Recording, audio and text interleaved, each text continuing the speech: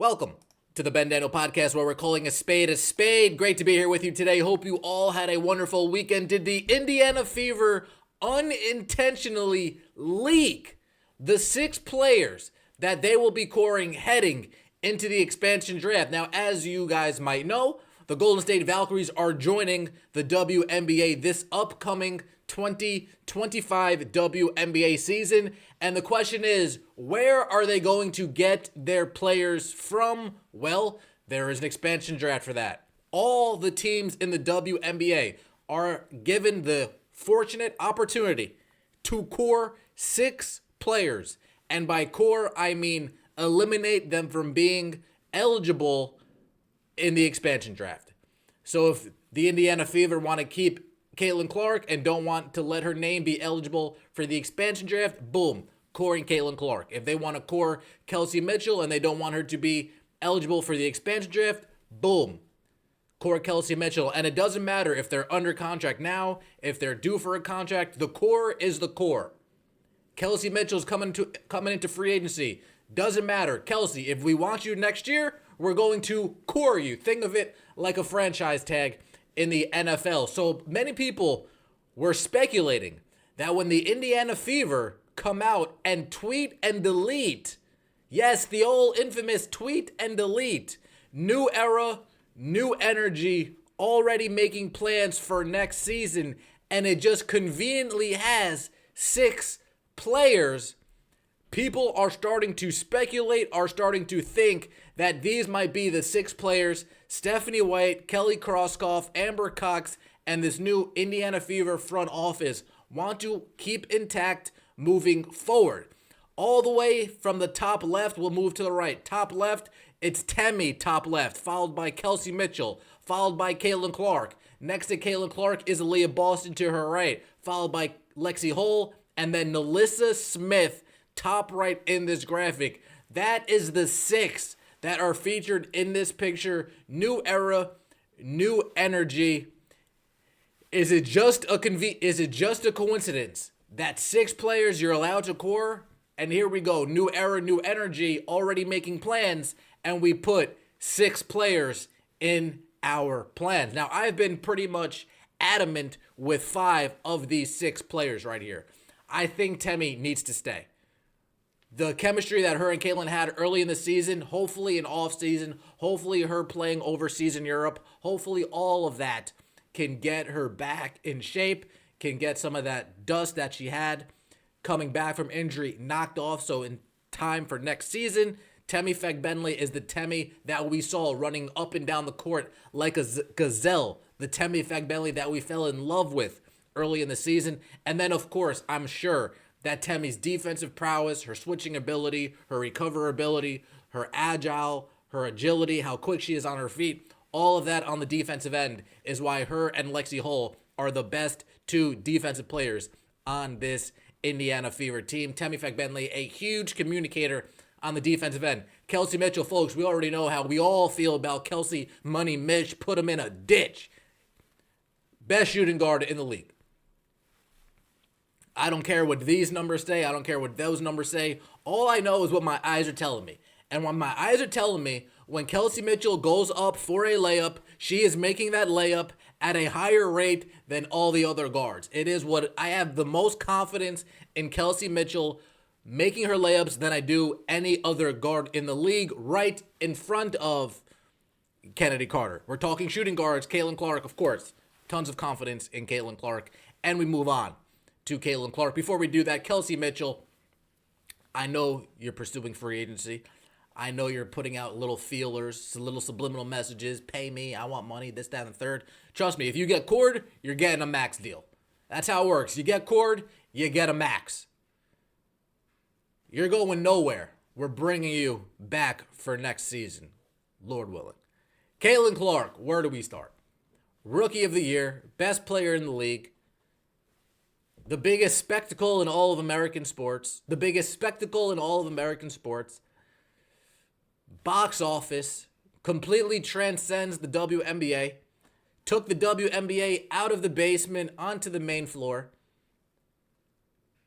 ratings that they haven't seen in 20 years, Haven't seen a million viewed game in 16 years. And then Caitlin Clark shows up, and we have more than 20 this whole entire season.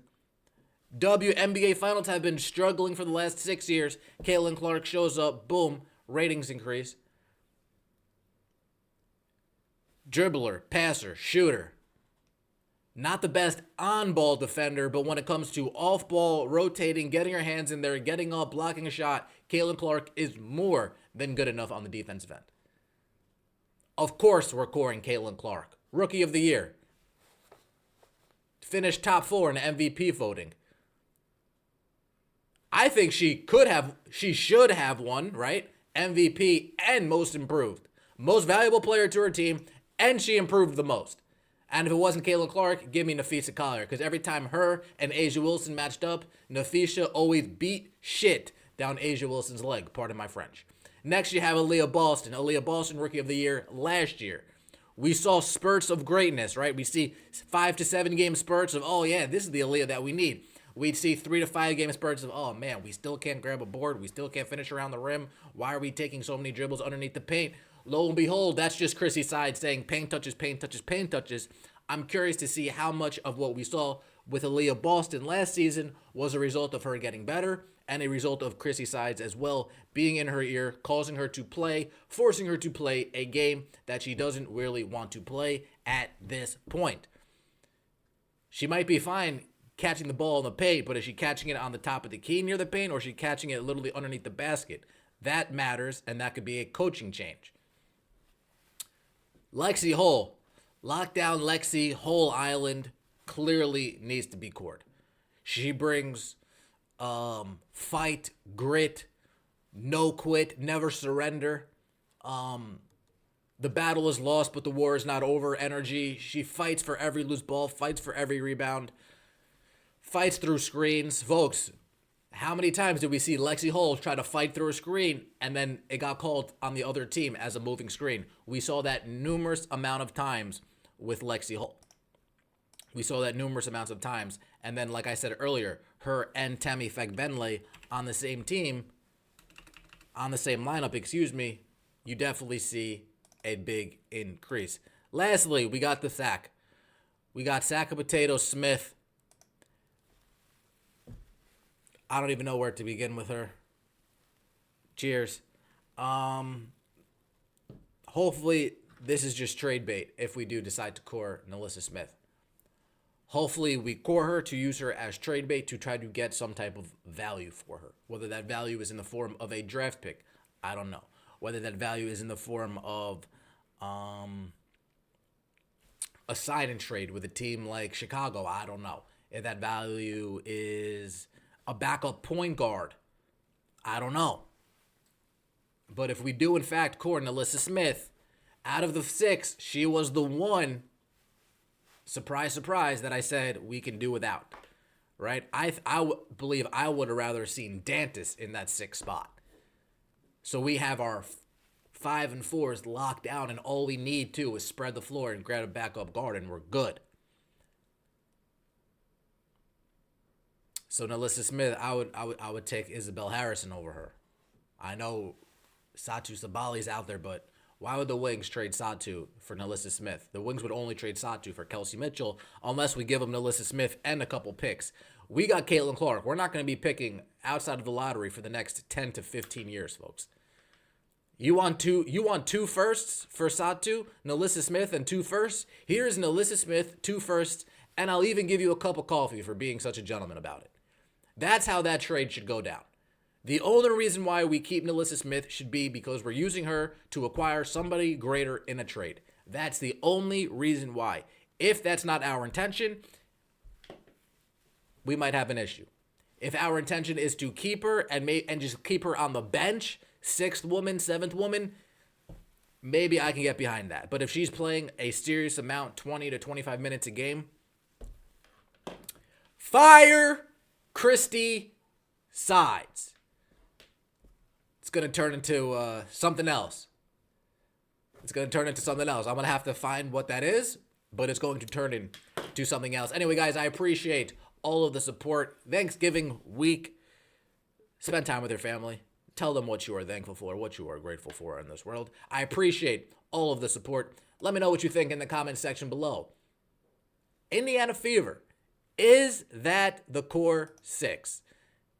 Caitlin Clark, Aaliyah Boston, Kelsey Mitchell, Lexi Hull, Tammy Fagbenle, and Nalissa Smith. Appreciate all the support. Don't forget to like the video and subscribe to the channel if you haven't already. As always, take it easy.